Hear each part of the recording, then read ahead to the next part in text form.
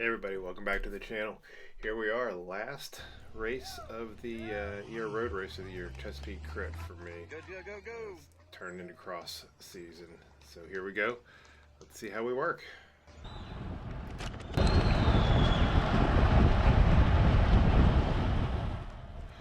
was fortunate enough to get some time on the track in the morning before the race started.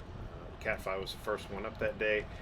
And so I was able to get about a half hour of just warm-up time on the course, which was really awesome. And one thing I can say is that these corners are fantastic, except for this one. I didn't like this, all the striping on the ground. It just made it feel like it was going to be ice there. But, you know, never had any problems with it.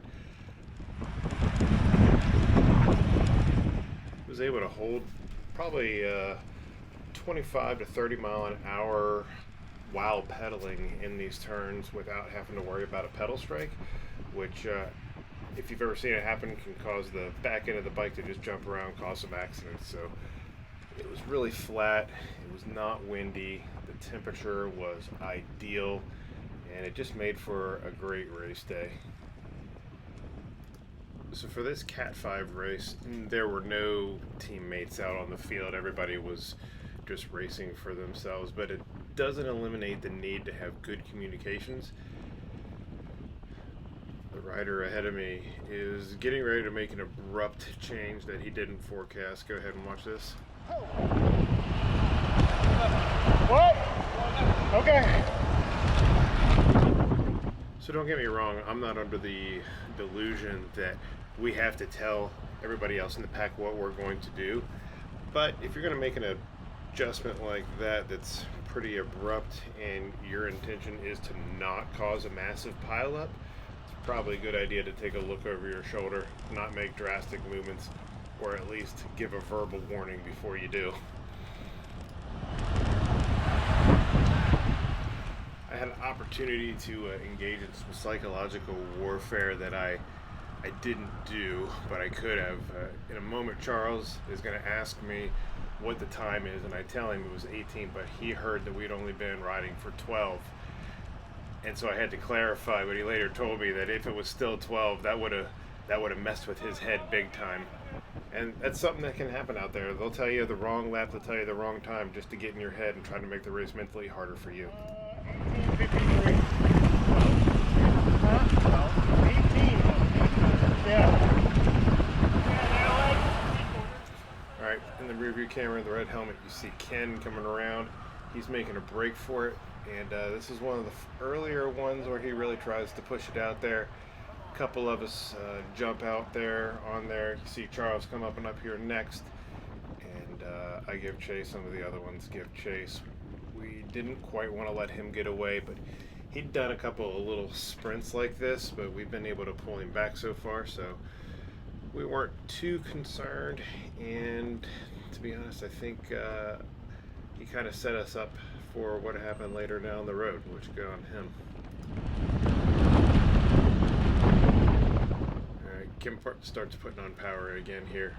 He favors this corner and that straightaway. There was, at this point, just ever so much of a tailwind. Nothing insane, but he starts pulling up there. And again, I think we all thought that he was going to come back to us. We were going to reel him in, but that didn't really happen. He'll be back.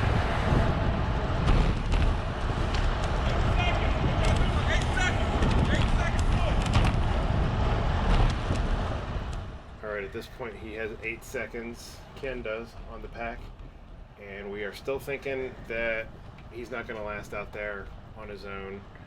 We're only halfway through the race. There's plenty of time for him to wear himself out and come back to us. But yeah, no, he didn't do that. Good on Ken, he did not do that.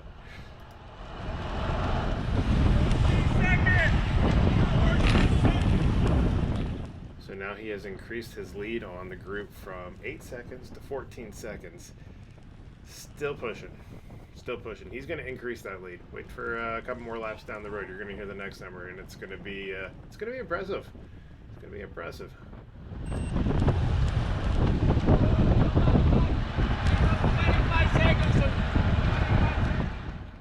25 seconds. 25 seconds. He's not coming back. Yeah, you are. Why don't I believe you? So what you didn't hear there is Charles looked over and he said, "I'm gassed, man," or "I'm tired, man," or something along the lines of he just didn't have much left in him. And see, Charles and I go back to the Shamrock Crit earlier this year where we both just had an absolute terrible showing in relation to the rest of the riders. But it was windy as hell that day. We ended up linking up and working together. And he's pretty strong, right? He's a good rider, and today was definitely an easier ride than that day. So he was saying he was tired, and I'm like, I think he's maybe trying to pull everybody's leg because he wants to jump out there and have plenty of energy on the last lap and maybe get us in a sprint finish. So we'll see how he does. See if he's telling the truth or not. I kind of feel like we've all made peace with not coming in first and not want to catch that guy. Sometimes you just have to know what the group is thinking. And he had over a 25-second lead on us, and there was only 2 laps. Now here goes Wood from Carbon. And yeah, the rabbit jumped and we all chased, and this was we got some speed going up here. We finally got out of the group ride pace and back into a race pace.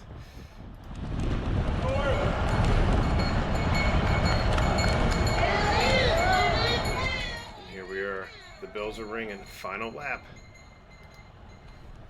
So what I found myself in was a not great position of being the lead, being out front on the final lap, the lap where I really actually needed to be trying to conserve the most energy from any of the other laps, because it's, we still have a good group built up right there. I think there's probably about 8 of us left in this front pack, and I'm gonna need to sprint because we're all pretty tight together. We're not strung out. And so at this corner right here, I was able to take it wide and slow a little bit and get behind this guy and catch a little bit of a draft, which, I mean, is really important. Something that I needed to have. Getting us through this chicane here, kind of catching my breath. You see we're not doing too terribly fast of a speed, but my watts are really, really comfortable. For me, my FTP is 331 right now, so being able to be down in the 150s, low 200s, that's really nice. Now this next thing that's getting ready to happen here, I'm still not quite sure. We're coming up on this GII rider that we're lapping, and I really expected our lead guy to keep pushing, but he didn't. He pulled back off, and I'm not sure why, but my game plan had always been to try to get through this last corner first. Now this angle is from Charles' camera. I get through this corner, I pedal all the way through, and I come up out of the saddle, which is way earlier than what anybody had expected. This is pretty far out. Now you can see in the rear camera, I'm pushing 1,000+ watts to get up there. Look, I'm heavier than everybody and I know it, so I knew I had to get out there and get power, get a jump on them so they couldn't close that gap, or at least create a big enough gap. But I got through there, placed 3rd, my first podium. Congratulatory fist bump there with Charles. And yeah, 3rd place, first time on the podium, and wouldn't you know, they forgot the podium that day. But also, I was number 69. I'm a juvenile. My race number made me laugh. But hey, thanks for watching, everybody, and we'll see you on the next one.